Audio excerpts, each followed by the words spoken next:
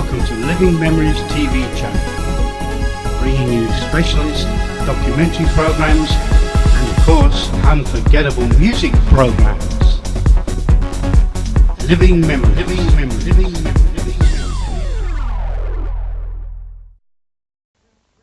1, 2, 3 o'clock, 4 o'clock, rock. 5, 6, 7 o'clock, 8 o'clock, rock. 9, 10, 11 o'clock, 12 o'clock, rock. We're gonna rock around the clock tonight. I say, well, meet me in a hurry behind the bar. Don't you be afraid that I'll do you no harm. I want you to bring along my rocking shoes, cause tonight I'm going to rock away all the blues. I heard the news, there's good rocking tonight. Love, love me do. You know I love you. Just call on me and I'll send it along with love for me to you. My nails and I twitch on my thumb. I'm real nervous, but it sure is fun. Come on, baby. It drives me crazy. Goodness gracious, great balls of fire. Let's spend the night together. Let's spend the night together now. Booty, booty, oh, booty, booty, oh, booty, booty, booty, oh, booty, booty, booty, oh, booty, booty, oh, booty, oh, bam, bam, boom, bam, bam, bam, boom. Snapping her fingers and shuffling her feet, singing. Sweetest little thing I've ever seen. I'm gonna name you Maybelline. Yeah, you really got me on. You got me so I guess we been there. Yeah, you really got me on. You got me so I don't know what I'm doing. Maryland is story from the guy who knows it. I fell in love and my love still grows. Ask any fool like she ever knew to me. I keep away from a run around Sue. I love her. I was wrong. La la la la. This is right. I'm just a soul whose intentions are good. Oh Lord, please don't let me be misunderstood.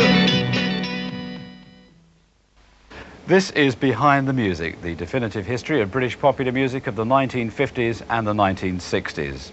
The publishers, the managers, the A&R men, and of course the artists, all worked as part of a very close-knit team.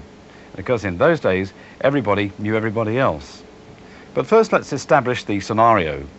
In the late 1940s, early 1950s, the only popular music you would have heard was on Radio Luxembourg. That's to say, unless you went out to buy the records yourself.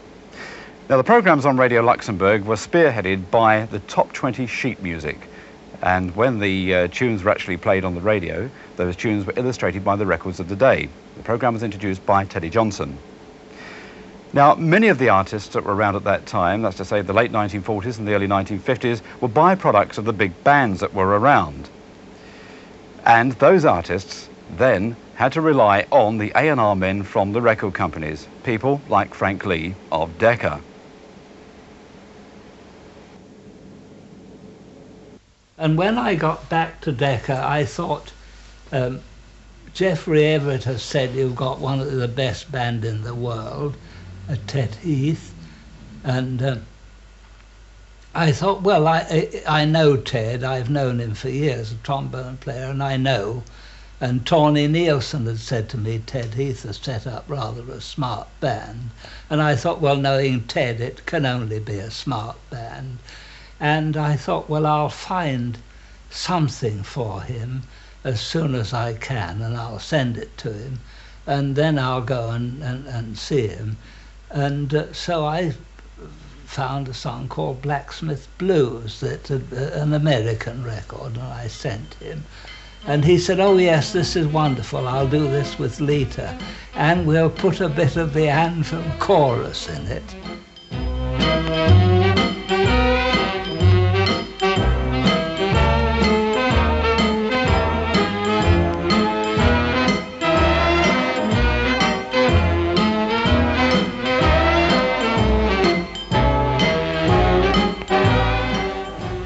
Vera Lynn, this If You Go,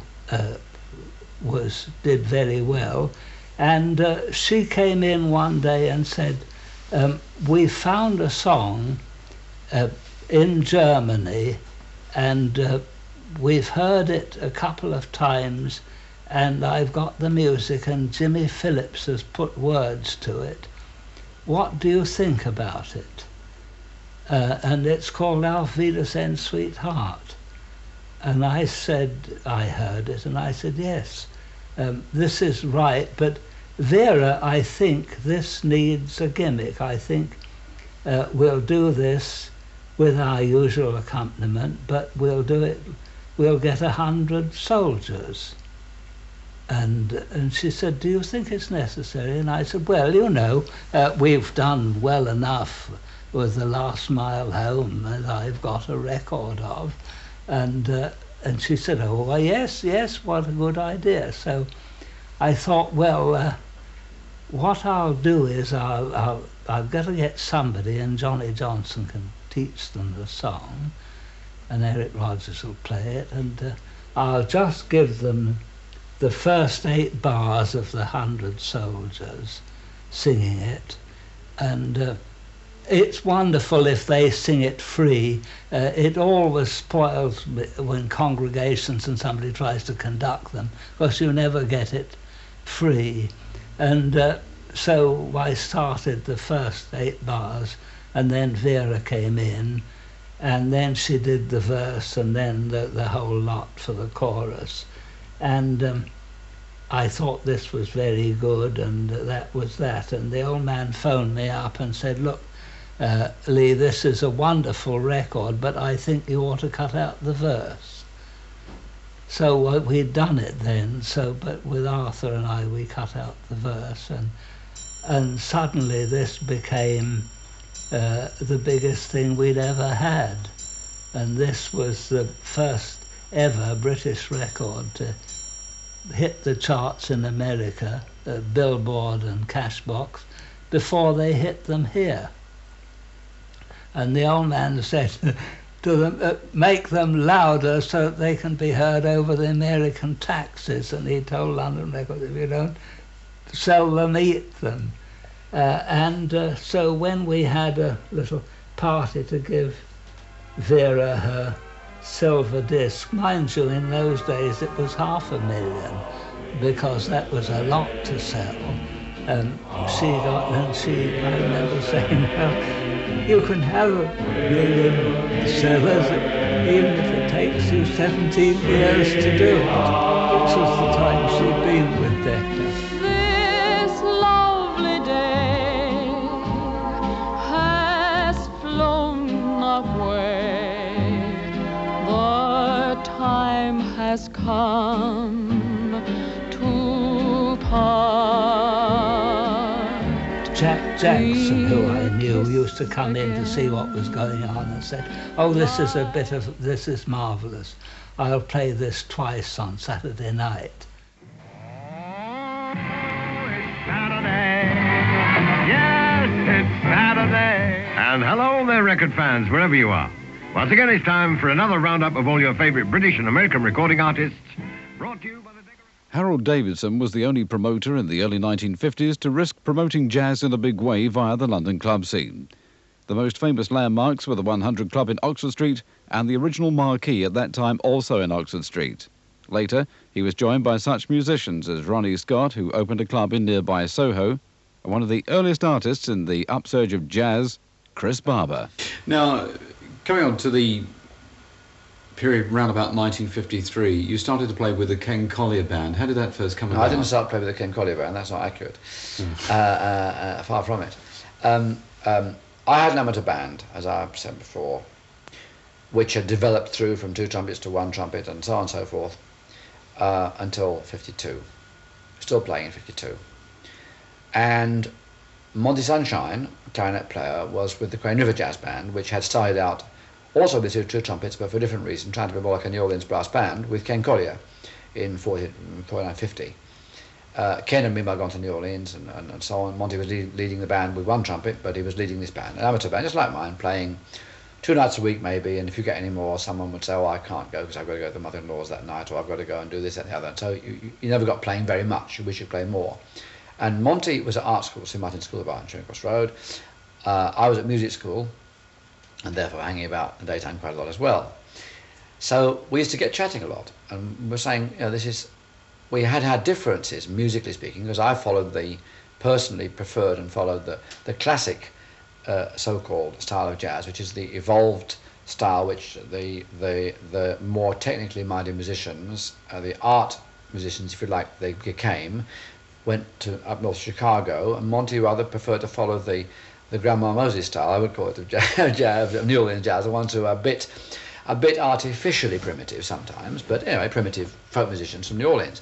Nevertheless, we said, whatever's happening it's not happening.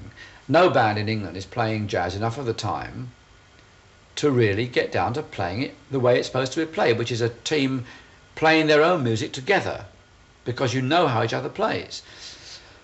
We said we really ought to try and form a professional band. The only way you can play music as if your life depends upon it is if you've got to, because your life depends upon it.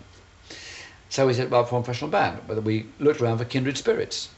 Monty was with had the rump of the Crane River Jazz Band, if I'm putting it without meaning to be rude. The last part, knock into the Crane River Jazz Band, and his drummer, Ron Bowden, was keen to play, was in fact not working apart from playing the odd gig with the band anyway. The other members of that band all had professions, accountants and things, whatever they did, My band, mostly were working different things, except my banjo player was Tony Donegan, and he had his own amateur band as well, because in order to get a bit more playing in, and his bass player was called Jim Bray, so that these were the only 5 musicians we knew who really wanted to be professional. Not that they were determined to make a million, but they wanted to play the music all the time, to have no excuse for not playing it the best they could. So we said, well, clarinet, trombone, banjo, bass, drums. We got some nice records by groups like that. There's George Lewis had made some records without a trumpet, with just that rhythm section. So we thought, well, not that we want to sound like them particularly, but at least we know it can be done. So we said, well, let's get together and think about it. We had a few rehearsals. Lonnie's first wife-to-be's father had a pub in the Mile End Road, or Burdett Road, Mile End Road. And so we went along there, Mr. Tyler's pub, and played, and Lonnie brought along a trumpeter friend of his, Johnny Chown, who was a photographer, much better with a camera, so he wasn't very good. And then odd piano players came and played with us. It was awful. It didn't fit in. The whole thing was so crisp and clear with the banjo, bass, and drums, and no piano. We thought, we like that, we like that. And we said, well, definitely, well, why not get this together? And then we met Pat Halcox, trumpeter, who was at that time leading a band, or playing with a band out in Southall, the Brent Valley, I think, Stompers it was called. And he was keen, so we said, what we'll do, we'll start off, we've had a couple of sessions with Pat on trumpet, New Year 1953, at the club which Harold Pendleton ran, the Club Creole in Gerrard Street, on the corner of Gerrard Street, and whatever that square is called, where they put all those new flats up, I don't know what it's called. So it was great. So we said, right, now what we'll do, we knew we had these friends in Denmark who had in fact been over to Britain, just jazz fans. They'd been over to Britain, and in fact they'd taken me over by myself in the summer of '52 to go and play with some Danish amateur bands just for a holiday, and they put me up and paid me fare and everything else. And I thought, well, let's try and do that with the band, go to Denmark. And they said yes, they could do it. They could promise to put us up for nothing and give us a few quid and have us playing 3 or 4 nights a week, at least, for 3 weeks. So we get, it's a provincial tryout we're looking for. It's somewhere to go and really get it together before appearing in London. We also knew that 2 gentlemen named Burtonstown Wilcox, who had been running the London Jazz Club, but it had got kind of squeezed out by Humph and his manager, Lynn Dutton. They wanted to open a new club. So we talked to them and said, look, we're going to get a really good band going. And they said, okay, well, we're going to start a new club. So we said, well, we'll be coming back in April, but we're going to Denmark in March. So we all said, came the end of January, and Pat Halcock said, I don't think I really fancy, I think I'd love to turn pro, but honestly, I don't think I ought to, because I'm working as a research chemist, and my parents have helped me out studying and so on and so forth, and I owe it to them to give it a bit more of a go than this, so I think I better do it. I thought, well, what do we do now? Then the next day we heard that Ken Collier, who'd been in New Orleans for some time, had in fact been in jail in New Orleans some time because he'd overstayed his visa by some considerable time. Not only that, he'd been sitting in, he, a white trumpeter, sitting in with black bands in clubs where there's Louisiana state law in the up till the 50s held that it was illegal for black and white to share the same stage.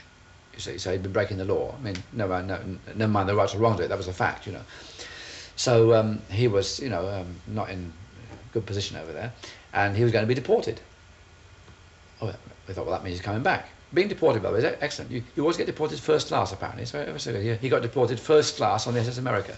Wonderful. It's a great trip. So he came back. So we wrote a letter to his brother Bill, who was in England, who we knew, who we didn't like very much, but it was the only contact, saying, listen, again, we've got this band.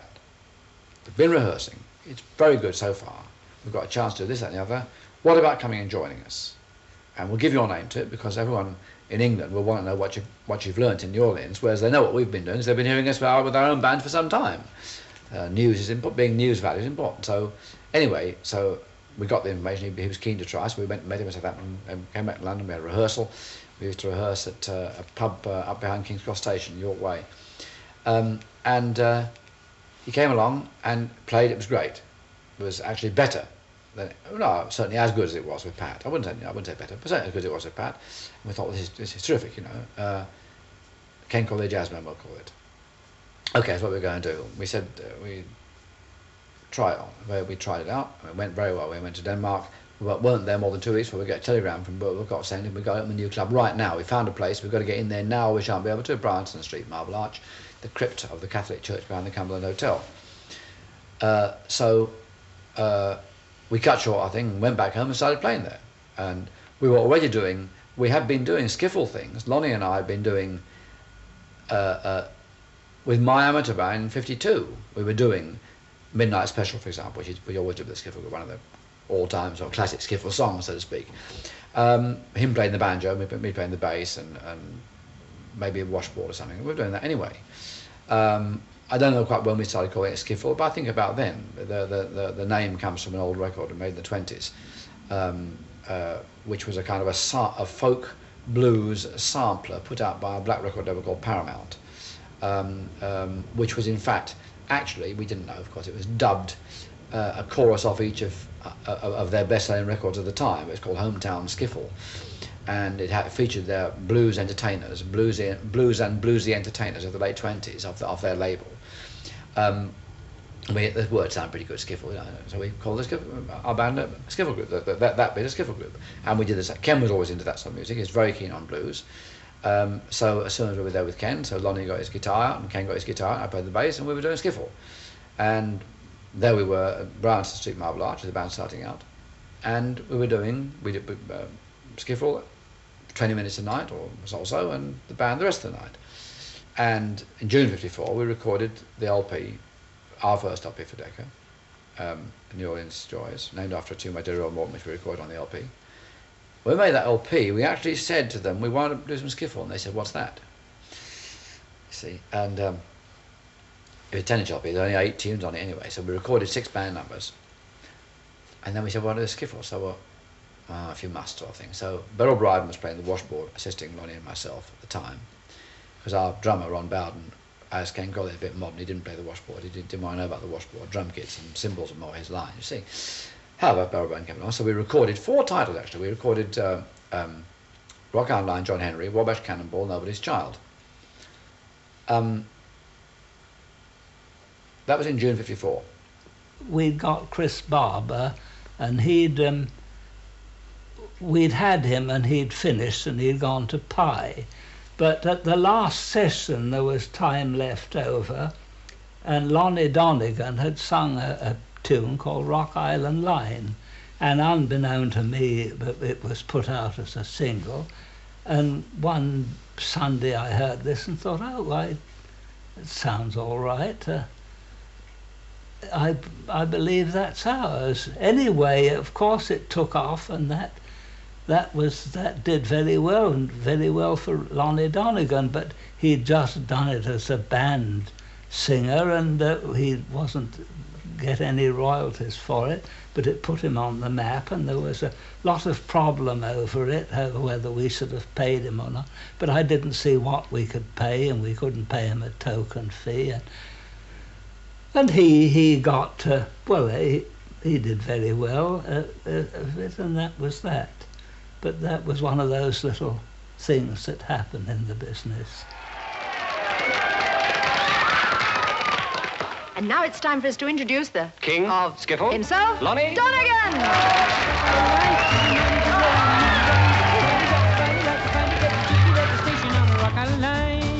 I may be right, may be wrong. You know you're gonna miss me when I'm gone. Down the Rock Island Line, she's a mighty good road. Rock Island Line is a road to ride it. Rock Island Line is a mighty good road. And if you want to ride, you got to ride it like a fight to get your ticket at the station on the Rock Island Line. Hallelujah, I'm safe from sin. The good Lord's coming for to see me again. Dennis Preston was the leading exponent of jazz in the UK where recording was concerned. He, along with Joe Meek, founded Lansdowne Studio based at Holland Park, West London in 1958. Joining them was a young tape operator named Adrian Kerridge, who many years later became the studio's managing director, after the death of Dennis Preston. I should explain that Dennis Preston was the leading exponent of production of jazz in the United Kingdom and had recorded many bands at a studio called IBC, which was really the only independent studio in London in those days, servicing a great number of clients. And Dennis recorded bands such as Humphrey Littleton, Chris Barber, Ken Collier, Monty Sunshine, and now I'm running out of names, Acker Bilk, of course, and so on. And Dennis, of course, recording all that amount of material, decided that he should have his own studio. And Joe was dispatched to find a place and found Lansdowne. And this was in the early part of 1958. When Joe Meek first came to the Lansdowne studio, Adrian, did he pick up more or less where he'd left off with IBC, or did we get the famous Joe Meek techniques then? Oh, we had at IBC great innovation from Joe. In fact, he was really the forefather, the father of modern microphone techniques as we know it today. He was always coming up with new ideas. Ideas, you see, I suppose really in those days the establishment, or the recording establishment being so young, had very fixed ideas which emanated from the broadcasting days. And it meant that you placed a microphone in front of somebody and they couldn't be too loud, or they mustn't get too near if it was a vocal, for example, or if it was an orchestra, then the microphones must be in the ceiling. And Joe came up and said, well, look, you know, really, we have to get better sounds, and he used to continually experiment with sounds. And I remember very clearly one day he said to me, we had a session which had some brass, 4 trumpets, but it was quite loud. Joe always used to work very closely with producers, so the work was really done behind the desk before they went into the studio. So the producer would say, look, we really want to get something different here, and Joe would say, okay. And he came to me one day, he said, tonight, because I used to work setting up the studio for him, and he said, tonight when we do this date, I'm going to have 2 pencil microphones, they were known as in those days, STC microphones, and I'm going to put 2 microphones sharing between the 2 trumpets, i.e. 4 trumpets, one between 2 microphones each trumpet. So I said, okay. I was asked to go to the workshop, and I shall never forget this, and the technical gentlemen down there who were wearing white coats frowned. I said, well, Joe has requested, please, that we have this, and it was duly made. And he said, well, just split them into the same, it was a parallel, into the same mic input. And of course, bearing in mind in those days the mixing consoles were valve, so any overloading that took place on the mixing console was very soft. And the session was an enormous success, because the following morning here we had trumpets, you know, virtually in the ears, whereas before they would be recorded with room ambience and all we heard was the notes. And the whole orchestra was similarly mic'd, close, tight miking technique, and the producers, of course, were over the moon. I mean, this was totally new. He would do things with the reverberation. We had a marvellous chamber at IBC, sadly gone now to all the digital techniques of today, but a marvellous room, which we used to vary by putting concrete drain pipes in to vary the length, just to be a little bit technical about that. And Joe would go down there and place certain things and move the speakers. He would take a tape machine and he would delay the initial signal into the chamber, therefore creating all these effects. And of course this was new, innovative, very fresh, upset a lot of people, a lot of current engineers who were doing well, but it made hit records, and that's what producers wanted. I was outside of IBC. This company was really the first totally independent company, owned and run by an independent record producer who'd had previous successes in the jazz field, and Dennis Preston, of course. So there was really, in Lansdowne, there were two areas. There was the Dennis Preston to continue in-house jazz productions of the jazz bands, and Joe Meek going out, getting the independent business in from some hostile A&R people and some who would be delighted. And so there were the two areas of working here. But on the custom-built console, which was Joe's pride and joy, he would work all night, non-stop, for days and days and days on end, until he almost collapsed with sheer exhaustion. He would just not go home. And he would say to me, I had a tremendous argument with him one day over an in-phase and out-of-phase lead. And I said, but Joe, it won't work. My technical thinking. He was thinking completely differently to me. Of course it'll work. I wanted, and it worked. You know, he wanted to put one microphone out of phase with another. He wanted to get a special effect with equalization, he would do it. An incredible man. And he thought these sounds out in his head first. Yes, he always used to hear things in his head because he was always the budding writer, songwriter, and he was always scribbling things on bits of paper and trying to sell his songs on bits of paper to various people that walked through the doors. Well, you know, Joe's personality was such that it can, if the time is chosen, it would be right to get somebody interested. If the time was wrong, it would cause an almighty argument.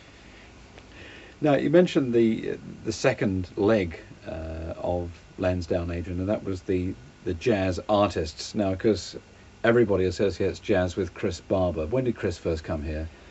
Well, Chris, I think, came... Well, it was Sandy Brown, Chris Barber. Chris, of course, was already contracted, I believe, to Dennis in the IBC days.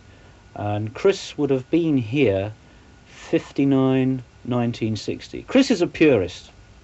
You see, Chris never liked the type of techniques that Joe, and subsequently myself, and subsequently other engineers were employing to record these bands. I mean, Chris frankly objected to a microphone being stuffed halfway up his trombone. I mean, that's Chris. But he's a lovely man. But Joe said, well, you want to sell records, that's commercial. You've got to get the sound. You don't want all this old sound of, you know, acoustics in a room. That's what they were doing under the horn years ago. This electric recording. And I don't think Chris really ever accepted, of course, that the band should really be close-mic'd. He liked a live room. And indeed, the room here, when it was first designed, it's funny how things go round full circle. The room here, when it was first designed, was designed by Sandy Brown, clarinet player, worked for the BBC. And it was live. Totally live.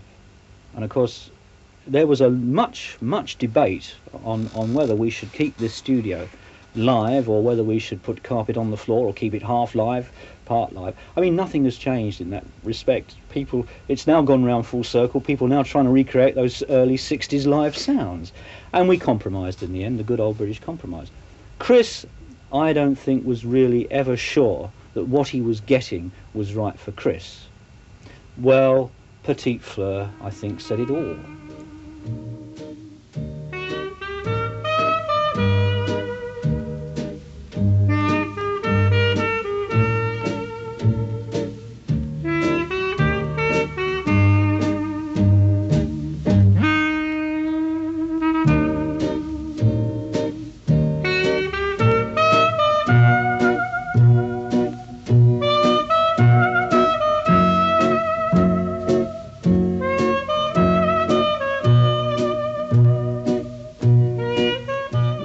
Because one of Chris's stablemates was Acker Bilk when he was recording for the Pie label at the end of the 50s and the early 1960s. What were your first impressions of Acker when you met him? Jovial, friendly, smiling.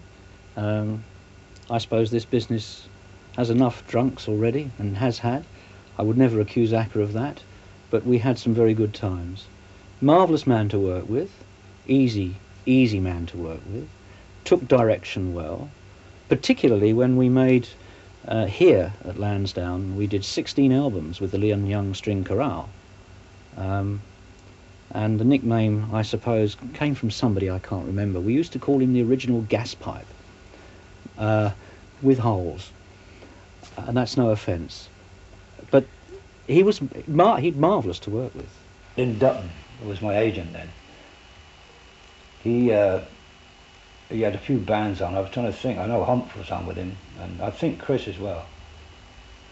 And he signed us up, and he was sort of, his bands used to record with Dennis Preston. That was the sort of tie-up between them. Dennis said, we're going to do an album with you with strings, and I said, all right, that'll do, why not? And he said, why don't you go right away and write a couple of blues numbers? I thought, well, I'll write a couple of tunes, that's all I can do. So off I went, and one of them happened to be Stranger. I called it Jenny originally, after my daughter. She was born about then.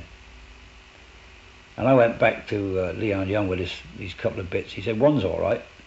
I don't know what that was, I forget what that was called. But he said the other one wants a middle eight into it. You know, it's a bit short. Stranger, this is what we're talking about. I called it Jenny, as I said.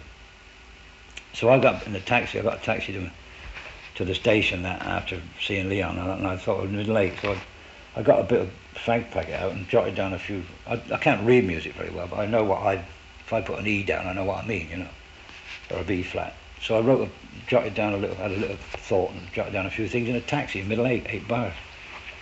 And that was how Stranger all come about. There was a program called Stranger on the Shore on telly that particular period. I think it was a series about an au pair girl. I never seen it. And the producer, Kevin Sheldon, said, look, we want a theme tune. Go away and write a couple. So I wrote quite a few. I wrote 2 or 3, and I played it over to him in the studio on a piano, and I can't play piano very well. And he didn't like it much. He said, and he heard this record, and he said that we'd have that, because it was all the lush strings. Of course, it impressed him a bit, you know. He said we use that. So that was how it really started. I mean, it was a good plug.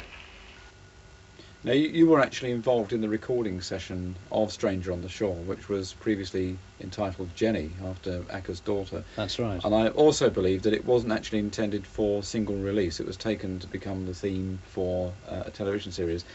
That particular album, from whence it came, was, I suppose, in a way, a bit of a departure, because Acker had been a trad jazz man up until that time. What did you think about this particular direction he was changing to at that time? I have to tax my memory now to answer that question truthfully. For me, it was a Dennis Preston departure. Where the idea came from, I'm not sure. Acker accepted it. And Dennis Preston's method of recording was, well, we put the orchestra in the studio, we record 3 or 4 titles in the morning, 3 or 4 titles in the afternoon, and we go on recording until we've actually finished. I mean, the sessions still worked as they do now in 3-hour lumps with musicians. The planning, of which I was always a part of with any of those sessions, in the latter part of the planning stage, because if one has to be efficient in recording, and one is always up against costs, and we were then as much as we are today, Dennis Preston would call me in and say, look, this is what we're doing, This is the type of arrangement. How do you plan to set the studio out? And we would discuss it and plan it behind the desk. Go into the studio and record it. So for me it was, well, it's a new departure, okay. It was a challenge because I'd never recorded Acker with strings before. I don't think Leon Young had ever written for clarinet and strings before in that, shall we say, in inverted commas, commercial sense, because nobody knew it was going to be commercial, because nothing is commercial until it sells. And so it was, I think, the second title we recorded in the afternoon. Yes, you're right, entitled Jenny, and nobody thought any more about it. And it was, I believe, picked up by a BBC producer and then used, of course, as the signature tune, and became a #1 and was, I think, 58 weeks in the charts. The record, which I think pretty well stands today. I think it was probably exceeded later by Joe Meek's Telstar. But it was incredible, and that was a completely new departure for Acker. And of course Acker went on still recording the jazz band, and of course Acker built with strings.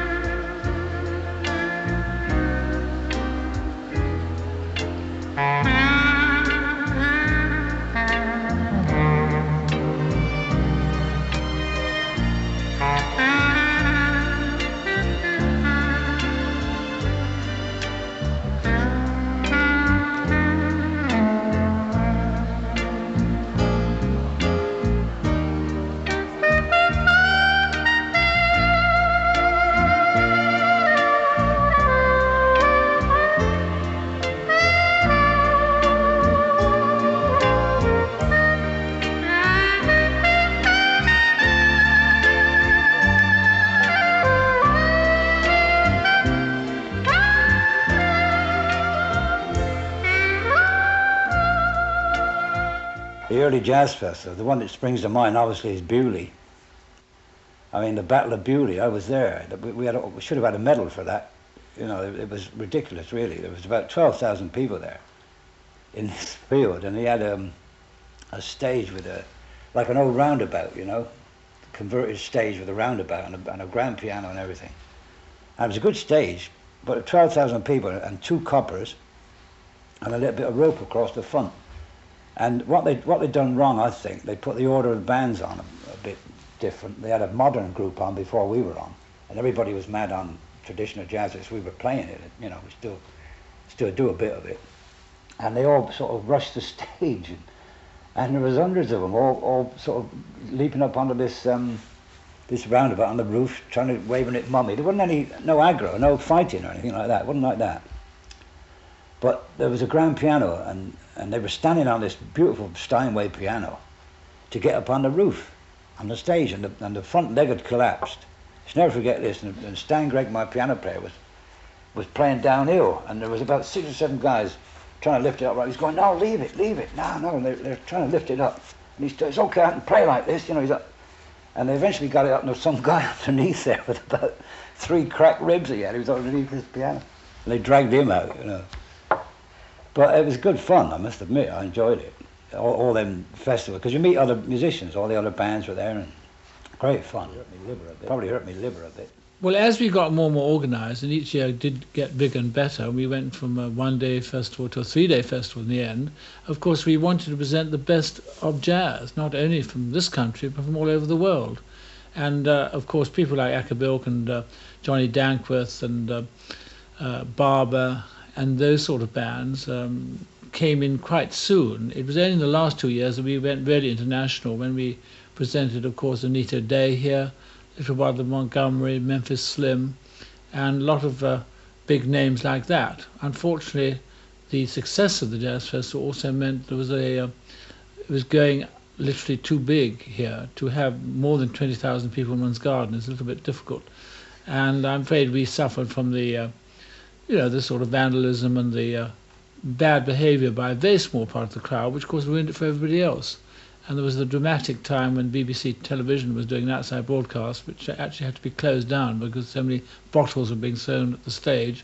Actually, Ted Heath at the time, the band lead, of course I mean, who was playing his well-known Ted Heath music, and everybody wanted Acker on. And so there was a sort of pro-Acker crowd saying, get off Ted Heath, and it got quite hairy for a while.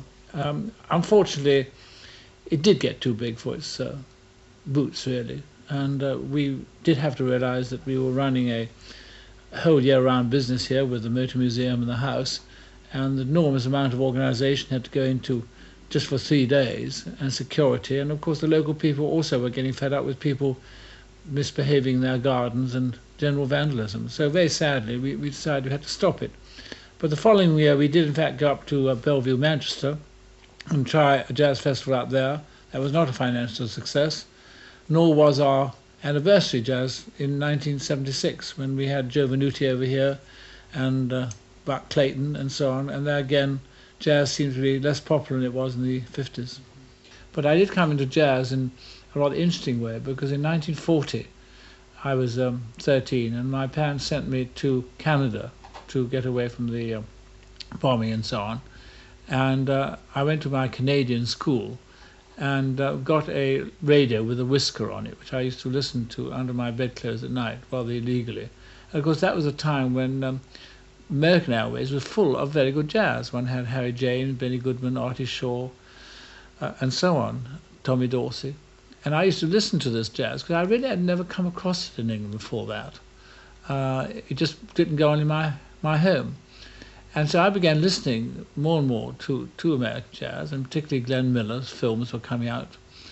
And came back to Eton in 1942, slightly enthralled with this new music, and to my delight found a young wounded Grenadier Guards officer whose father was teaching me. That was George Littleton, whose son Humphrey was back there as a wounded officer, and used to have informal jazz sessions in his father's house on Sunday afternoons, with Eton boys playing drums and other instruments. And I used to go and listen there and enjoy myself. And that's really how I started getting interested in jazz.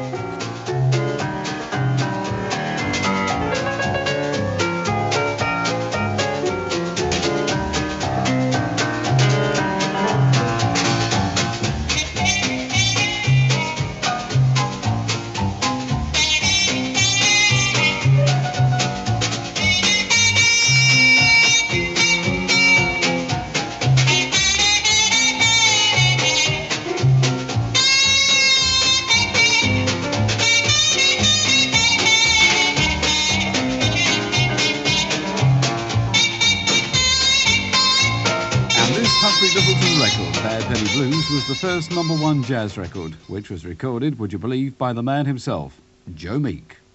And this was the first jazz record to reach the top 20. And on this one, he actually not only ran the tapes, but he produced the session. It was his idea, his concept, how it ended up.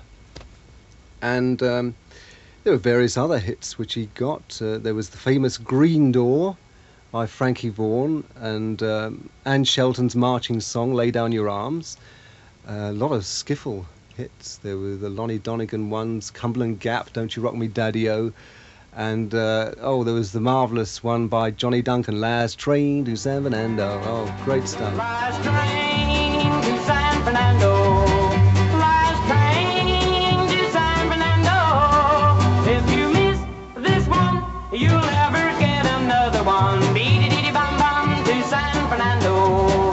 Last night I met my sweet Dorothy. She said tomorrow we're doing sweet matrimony. But if you act alright, oh, you could take me out tonight. We could wine and dine and get back in time for the last train to San Fernando. And all the time, of course, he was gaining confidence, with getting quite a bit of success, gaining confidence. But he was also getting more temperamental. And, well, he had always been rather temperamental. He'd always liked having his own way. But a sound balance engineer's job was not to have his own way. He was supposed to be there to interpret what the producer wanted of him, commit his thoughts, his ideas onto tape. But Joe, he was a creative guy. He had lots of ideas in his head, and he wanted to contribute to the recording. And very often he would say, well, look, I tell you what, let's have the microphones over here close to the trumpets, and then we get a bigger trumpet sound, and then maybe the violins will be further in the background. And then the producer saying, well, no, Joe, I mean, sorry, not enough time now. I think we'd better leave. And Joe would say, oh, if you can't do your bloody job right, you shouldn't bloody do it. Go off home. And of course, they didn't like this, so they said, oh, all right then, Joe, have a go at it. And of course, he'd do this final take, and it would be the best one of the lot. And it turned out far better than the producer ever conceived of doing. And but they didn't like being told. They were being made to look foolish, and of course they didn't like that. He was getting himself disliked in other ways. He was meddling with the equipment, the apparatus. It was kind of dinosaur equipment, better suited to the Natural History Museum. And he was interfering with levels and altering this and that, and a lot of people didn't like that. It was rubbing them up the wrong way. And also, the fact that he was homosexual didn't go down at all well. It wasn't the day and age to be homosexual, and anyone who didn't hide it would stick out like a sore thumb. And he had pretty awful problems in this direction, and all this whispering in corners and looking over the shoulder treatment, and he didn't like that, taking the mickey out of him. It was similar to what he left behind in Newent. At the same time, Joe was he'd set up his own little makeshift studio in his flat, of all places, just a living room and a bedroom. So you can imagine what it was like. I mean, microphones on top of the wardrobe and cables all over the bed and tapes everywhere, and the honky-tonk piano over there, and oh God, echo units. But he used to get groups in and singers in, and he used to get some fairly good sounds. Well, they weren't supposed to be that great, because these were rough demos. He'd make a rough demo and offer it to Dennis. He'd say, look, listen to that, Dennis, we could get a hit out of that. Come on, let's try and get a hit record. One particular morning, 1959 it was, I remember this very, very clearly, there was a large band on the studio floor with Kenny Graham. It was a jazz cha-cha thing that Dennis Preston was producing. And Joe had written this song and wanted Dennis to look at it and listen to it on this piece of paper. And he kept pestering all the way through the date. And Dennis said, for Christ's sakes, Joe, we're trying to get this big band down. Let's talk about it later. He said, oh, you rotten pig, you never really want to listen to anything that, etc., etc., etc. And with that, because of Joe's temperament, he upped and he offed. End of story. And that was it. I was upstairs, sweeping up, leaning on a broom, in fact, amongst a lot of old EMI boxes, tape boxes, and I was called down to take the session over. And we got through the day, did the session, and Joe Meek never came back here again. Dennis had made a decision that was it. Joe was very, very upset by this, sued the company, and there was finally an out-of-court settlement for something like £200. And I was asked if I could carry on the job where Joe left off, pending my results, and I accepted. It's a sad story in a way, for such a talent to leave the company, but unfortunately his own instincts of this writing mania that he had got to such a state that it really did become an interference with normal everyday proceedings in the company. And of course Joe, as I say, being so temperamental, which was part of his makeup, to really get to do what the man did, I believe he had to be the way he was. And that was it. The end of an era. What was the initial reaction from the big record companies at that time to independence? Was it hostile? It tended to be hostile because most of the independent companies had their A&R departments, artists and repertoire managers, who really thought that they had the capabilities and the talents to do it all in-house. Well, we do know one or two famous stories about Beatles being turned down by in-house A&R men. Meanwhile, back at Decca, Frank Lee was busy signing acts like Tommy Steele, who was discovered along with other artists in a small coffee bar at 59 Compton Street in London's hive of activity, Soho. It was known as the Two Eyes and was taken over in April 1956 by two Australian wrestlers, Paul Lincoln and Ray Hunter. Trade was not exactly brisk, but when they started to feature singers and guitarists, its fame spread throughout the capital and later throughout the country. It became the birthplace of British pop. This tiny cellar room became the hotbed of rock and roll activity with such artists as Adam Faith, Cliff Richard, and a skiffle group called the Vipers. Other faces you may have seen around the cellar was a schoolboy called Andrew Luke Alden, who was later to become the manager of the Rolling Stones, and Peter Grant, who worked on the door, and he later became the manager of Led Zeppelin. Someone who lived above the famous cellar and became a legend, who hasn't been back since 1964, was flamboyant green-haired rock and roller Wee Willie Harris, who later went on to write a song entitled Rocking at the Two Eyes.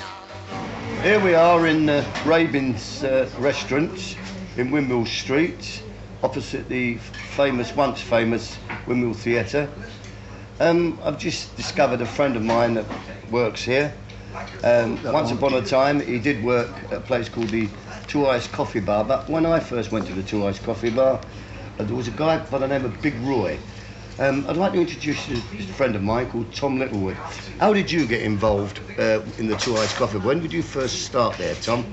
That was in 1956, when the two gentlemen that owned it, Paul Lincoln and Ray Hunter, who were professional wrestlers, used to train at the YMCA, and I also trained there. And I became very good friends with those two gentlemen. And in conversation, they said that business in the wrestling world was not very good. Any ideas? So I said, yes. I said, the first thing that came in my head, buy a little snack bar, coffee bar or something, you see. And we heard that the Two Eyes, the name means two Iranis, two brothers. No, does it? Oh, I see. And that was going for £1,000 for 3 years lease. So Mr. Hunter sold his car and they got the money together and moved in. Now, it wasn't a very big success with a professional wrestler doing the cooking and the other one selling it. But one evening I was going along Dean Street and there was a skiffle group, the old-fashioned tea chests being scratched and scraped, and I listened to these boys and said, who are you, what are you, you know? And they said, well, we're trying to get on in the world, in this musical world. So I said, well, come with me, and I took them down to the Two Eyes and introduced them to Paul. And there Mr. Lincoln took them downstairs and said, well, there you are, scratch and scrape down here a bit. So they commenced playing, and the noise went out through the ventilator into Old Compton Street.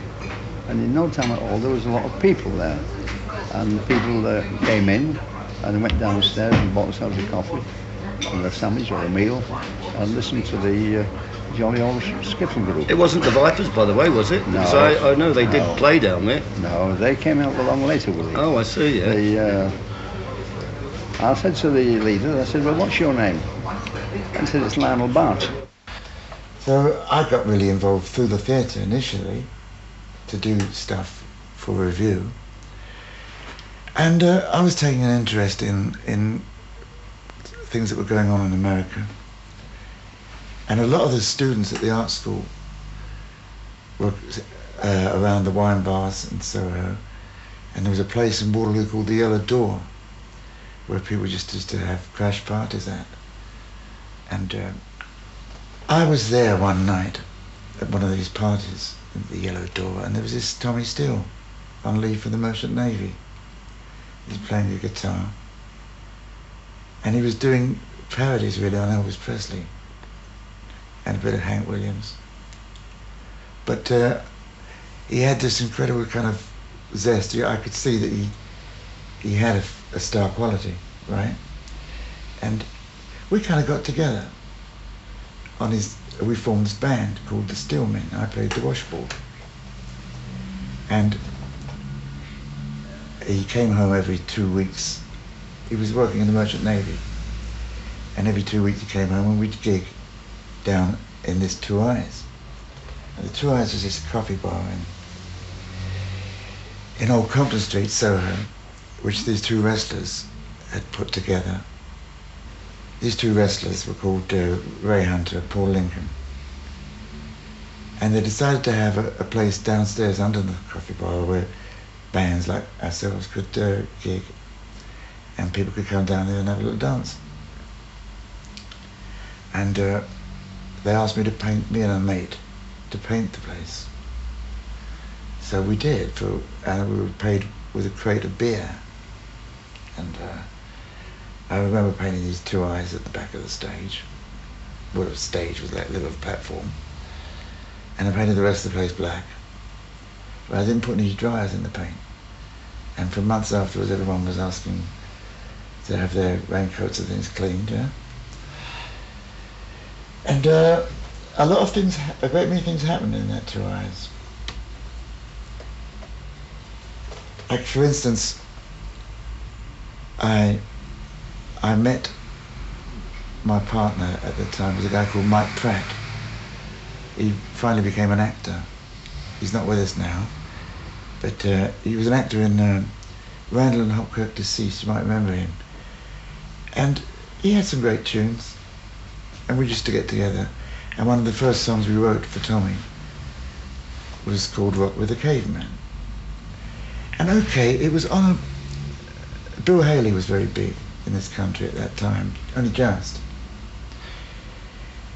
And the whole rock and roll thing was beginning to happen, but from the American side of the fence, nothing over here at all. And somehow or other we got this song accepted by Decca. A man called Hugh Mendel got behind the idea. And on one of the leaves that Tommy had, we went into this little studio, Decca, Studio 3 I think it was. And there was Tommy's family and his dog in this little control room. And me. And I didn't have any band parts because I don't read or write music, you know. I sort of sing it. I make mouth music, basically. And I sing to arrangers. But there was a band in there, but they were all very heavy jazz dudes. There was Dave Lee, Ronnie Scott, Benny Green. And I just handed them this song and they just did an arrangement really there and then. And it was really a two-take song. And the instrumental in the middle was really busked. And that record was just really one of those overnight hits. I rock with a caveman, roll with the caveman, shake with the caveman, break with the caveman, boy, make with the caveman. Style tight, style of mine, I hold you baby very tight. And around this time, Larry Parnes was managing Tommy Steele, and he was developing a stable of youths. And I wrote songs for some of them, really. I wrote songs for Billy Fury and Marty Ward. And in fact, I was discovering phases that I was just, I didn't want to be any kind of manager. It wasn't my game, I was an artist, wasn't I? So I used to hand them over to Larry. How did I start in the business? Well, of course, it all started with Tommy Steele. I had a partner called John Kennedy. I knew John previously from a little play that I'd invested money in. This is a year or so prior to Tommy. John Kennedy worked as a public relations man on the play, and I had nothing to do with the running of the play apart from investing a little money in it, a couple of £100 in those days or whatever it was. And I met up with John by chance one evening and discussed this, that and the other, and eventually went to see Tommy, who was Tommy Hicks then. And it all came about. We signed a contract. I always remember on my late sister's birthday, God rest her soul, September 25th, 1956. I mean, I'm giving that to you in absolute brief, so to speak. Or in that's not the correct word, but it's I'm giving it to you very staccato. But that's how it started with Tommy. It was so lovely, really. I used to have my tea at home in Bermondsey, and I used to have a wash and put something on that was casual, and then take my guitar onto the bus and then over to the West End and then go into Soho.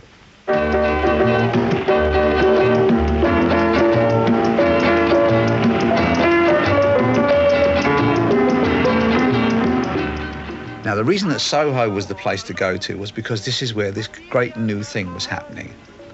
There were coffee bars were coming up. Someone had invented this Gauge machine where you used to put a cup under it, pull it down, which is, today, this is, you know, as common as a television set, but it was very rare then. And the kids came from everywhere to get their, they used to OD on coffee, you see.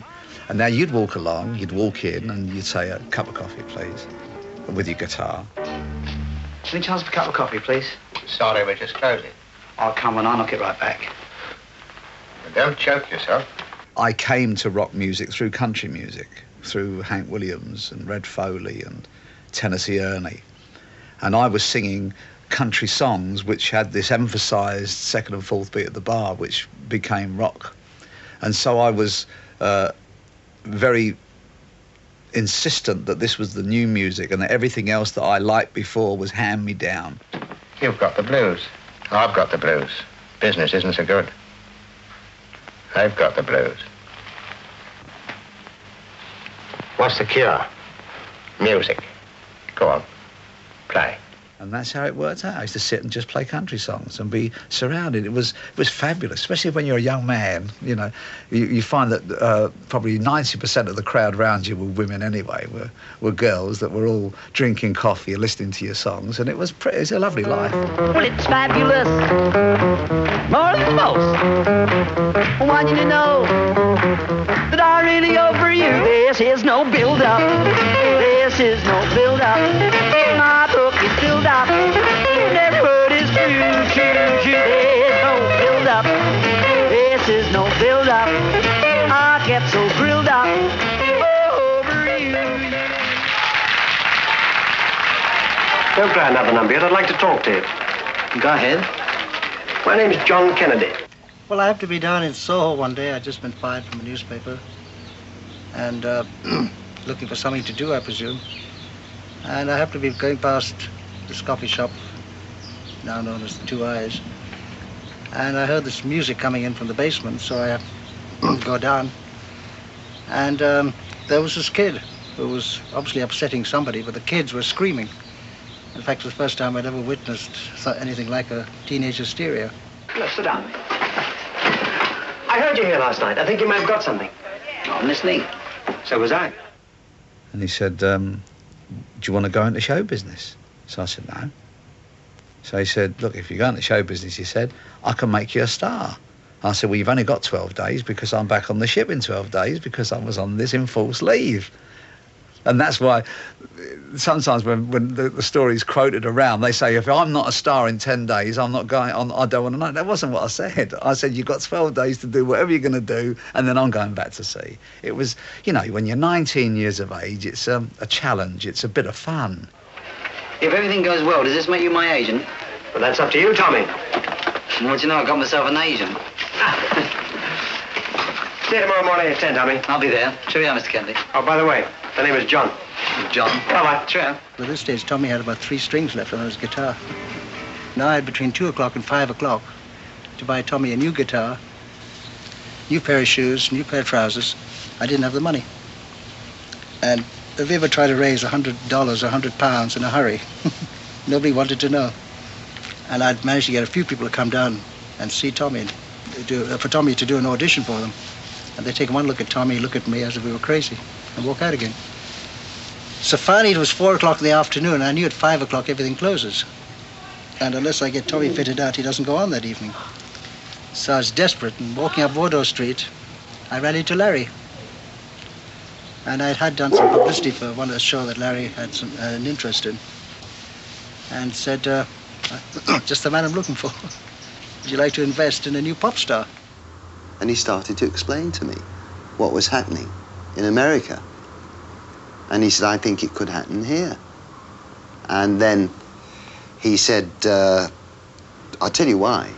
He said, I've seen a young fellow called Tommy Hicks. He's in the Merchant Navy. And he plays guitar and sings. And he's pretty good. Would you like to come and have a look at him? Now he came down. I must say, to his credit, he said, I think the kid's got something. How much do you need? And I said, right now, I think for the guitar, pair of shoes, pair of trousers, about £100. He said, you got it. He said, well, I tell you what, I'm trying to get him into the Stork Club next week. If I get him in the Stork Club, will you come down and see him at the Stork Club? So I said, all right, you know. What I've done to make you blue, I'll be a good boy for only you. Will take me back, baby. Oh, take me back, baby. Take me back, baby. I won't be bad no more. I won't stay out.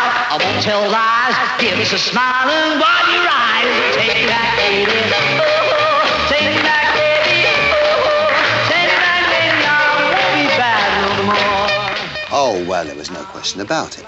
The moment he bounced out onto that tiny little stage, it was like the place was electrified.